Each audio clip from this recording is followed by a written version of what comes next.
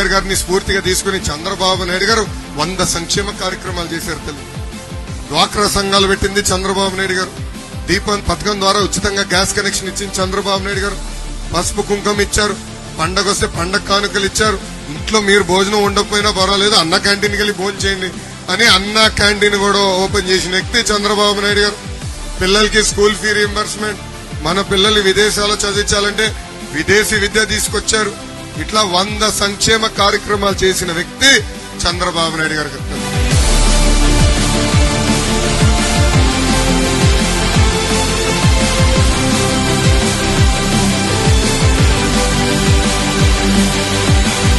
ముఖ్యమంత్రి మాట్లాడితే ఆయన చేసిన మంచి పనుల గురించి మాట్లాడాలి.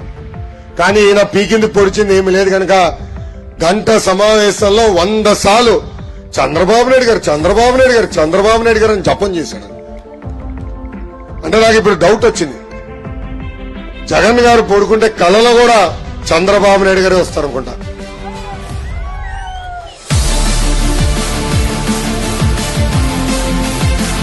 కానీ ఈ పెత్తందారు జగన్ కి తెలియదు సైకిల్ విలువ, గ్లాస్ విలువ తెలియదు. తల్లి సైకిల్ అనేది పేదవాడి చైతన్య రథం. సైకిల్ అనేది పేదవాడి చైతన్య రథం.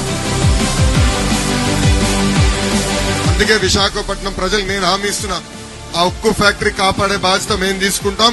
అవసరమైతే రాష్ట్ర ప్రభుత్వమే ఆ ఫ్యాక్టరీ కొనుగోలు చేసి ప్రైవేటీకరణ జరగకుండా చేసే బాధ్యత మేము తీసుకుంటాం.